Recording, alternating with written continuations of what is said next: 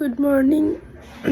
সবাই ঘুম থেকে উঠলাম আর অ্যামাজন থেকে এই পার্সেলটা এলো। এটা বেসিক্যালি একটা ক্যাটাই পলিশ। তা আমার সব ক্লায়েন্টদের ডিমান্ড ছিল ক্যাটাই। তা আমি তড়িঘড়ি এটা অ্যামাজন থেকে অর্ডার করলাম। তা চলো দেখি এটা কেমন কি এসছে, তা তোমাদের সাথে শেয়ার করছি। এই দেখো, আমি ডেমোতে একটা করলাম। এই হচ্ছে ক্যাটাই পলিশটা শাইন।